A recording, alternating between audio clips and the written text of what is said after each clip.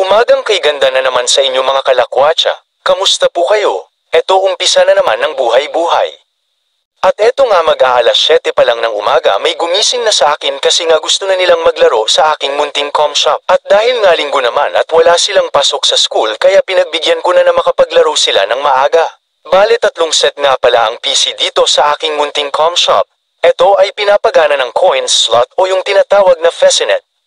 At eto nga napansin ko na yung isang player ay nagdala na ng tubig kasi nga sa sobrang init na talaga ng panahon ngayon para may mainom siya habang naglalaro pero sinasabihan ko sila na mag-ingat kasi baka matapan yung tubig sa CPU or keyboard. At meron din kaming bisita na aso sa com shop parang gusto ring maglaro ng Roblox kagaya ng amo niya. At meron din pala akong mini sari-sari store na ginawa dito para sa aking mga kapitbahay na mahilig bumili ng snacks. At meron din akong tindang mga noodles at pansit canton at syempre mga delata.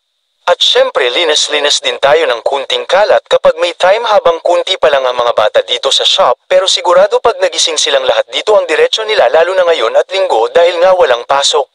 Meron din akong coffee vendo dito sa aking munting com shop para sa aking mga kapitbahay na mahilig magkape.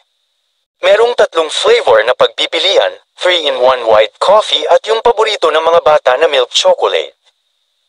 At shout out sa aking anak na nag-aayos ng mga computer kapag meron minor issue sa aming munting com shop.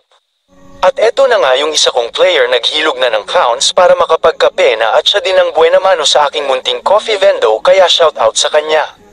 At ayun na nga nasayang ko na naman ang 2 minuto ng buhay nyo. Maraming salamat sa inyong panunood hanggang sa muli, bye-bye.